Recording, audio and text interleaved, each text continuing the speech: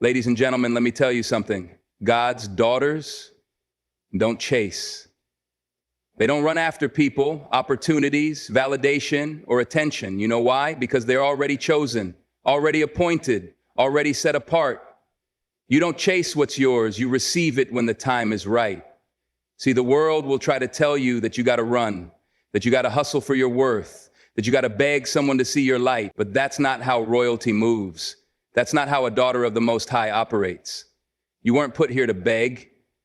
You were put here to become. And when you become, when you step into who God created you to be, watch what starts showing up. Peace, purpose, people who see you, not just look at you. Because chosen people recognize chosen people. You don't need to chase love, you are love. You don't need to run after opportunities. Walk in your purpose, and opportunity will chase you. You don't need to prove your worth. Your breath alone proves you were made with intention, with precision, with power. The moment you start chasing, you forget who you are. You lose your rhythm, your strength, your voice. And that's not what God wants for you. He wants you grounded, rooted, unshaken. Because a woman who knows she's chosen is unstoppable. Let the world run. Let them chase what doesn't last. But you walk, you wait, you trust. Because you know who holds your future. You know who wrote your story. And you know that anything meant for you won't miss you. So hold your head high, not in pride, but in purpose. Because when you stop chasing and start being, that's when everything changes. God's daughters don't chase. They're chosen. And that changes everything. Knowing your identity in God is the foundation of everything. It's not just a belief, it's a deep, unshakable truth that anchors you when the world tries to pull you in every direction. When a woman knows who she is in God, she stops searching for herself in other people. She stops needing labels, likes, or loud applause to feel seen. She understands that she was crafted by divine hands, formed with intention, and loved without condition. That truth doesn't waver with emotions or seasons. It's constant, eternal, and powerful. You see, identity in God means you're not defined by your past, your mistakes, or even your achievements. It means you're not waiting for someone to tell you you're enough. You already are. Before you were born, God knew your name, your purpose, and your worth. You don't have to earn what He's already given you. You just have to walk in it. That's what separates God's daughters from the rest.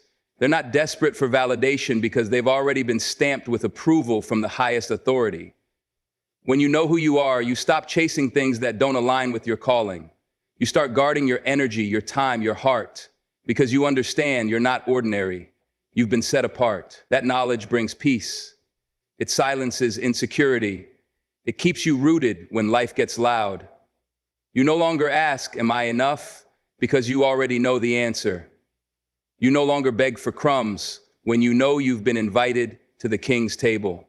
This kind of identity doesn't come from a mirror or a relationship.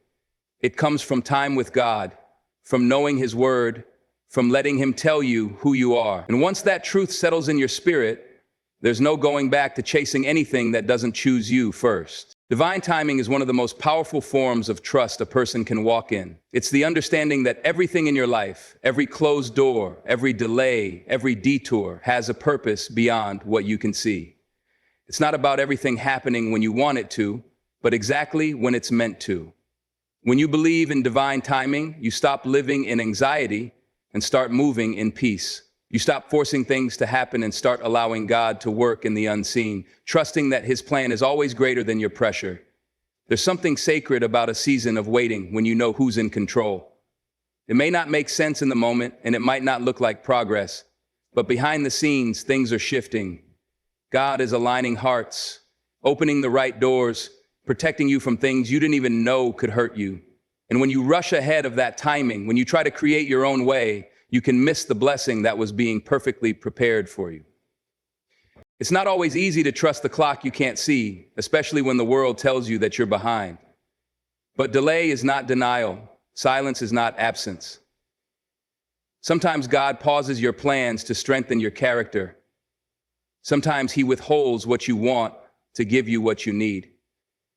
And in that divine pause, he grows your faith, he teaches you patience, he shows you that his timing isn't late, it's strategic. When you rest in divine timing, you walk different. You don't chase, you don't panic, you don't compare. You wait with confidence because you know what's meant for you will always find its way. And when it shows up, it won't need to be forced, fixed, or fought for.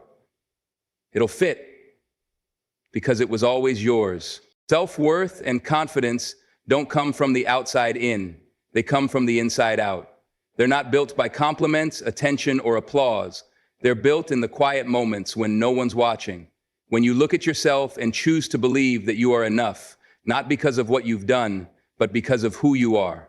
When a woman truly understands her worth, she stops negotiating it. She stops shrinking to fit into places that were never meant to hold her.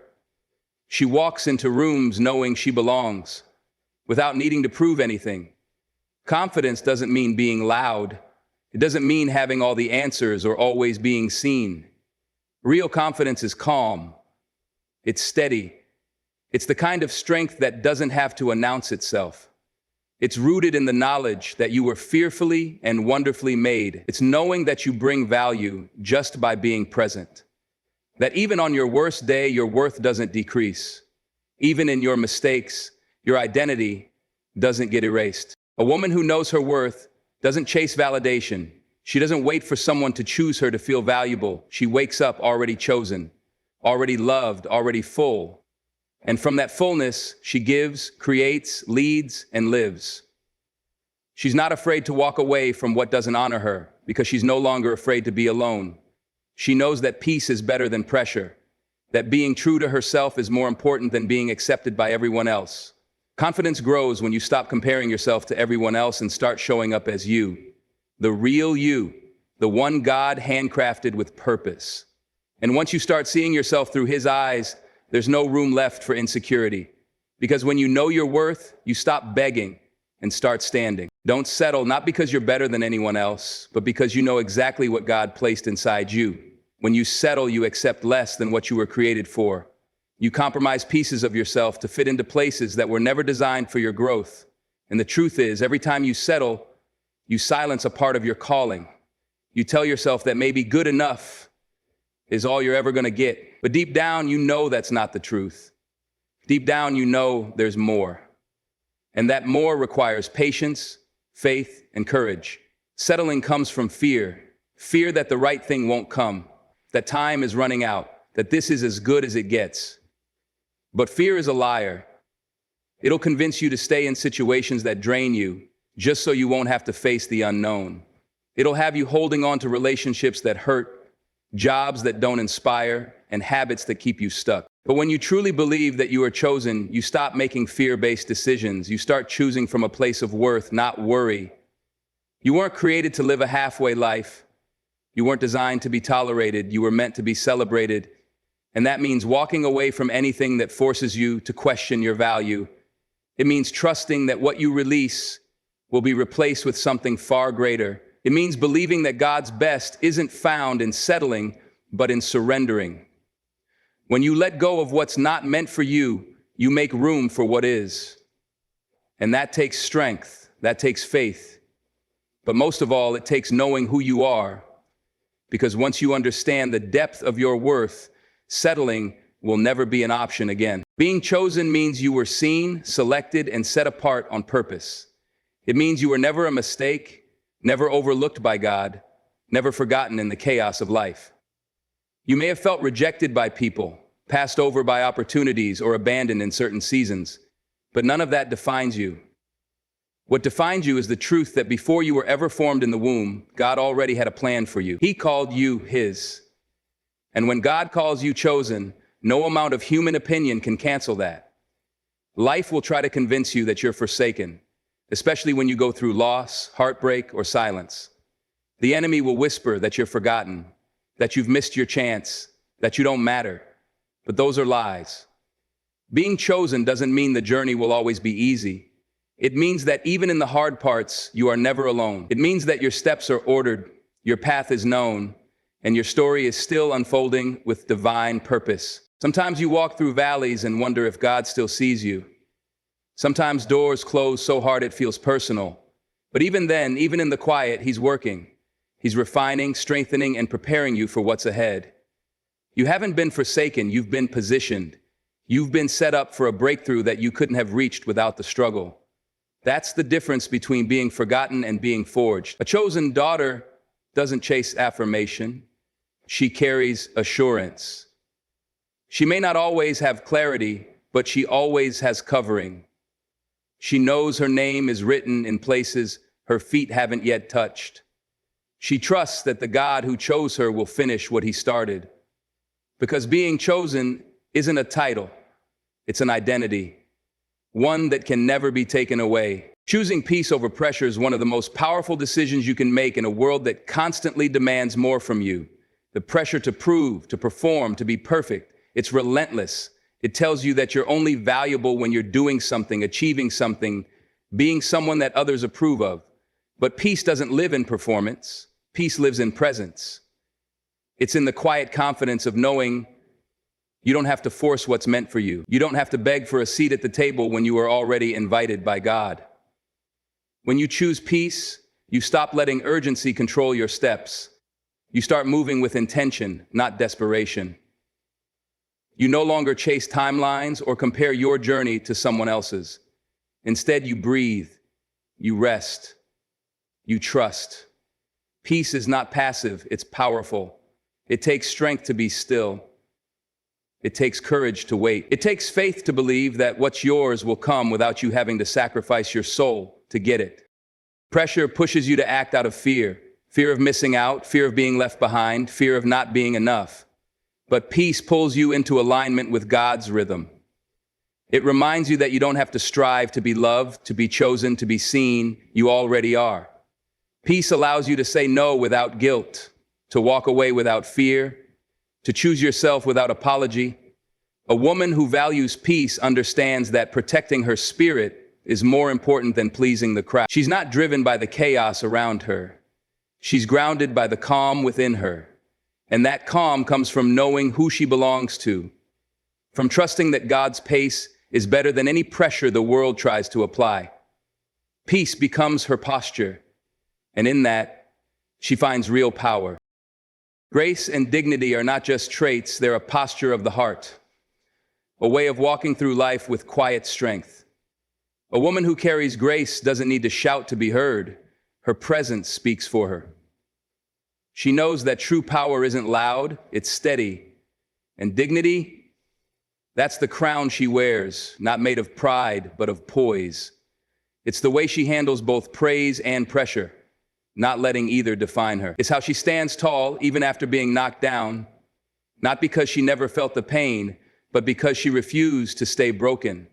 Grace is choosing kindness even when bitterness would be easier. It's holding your peace when you could clap back.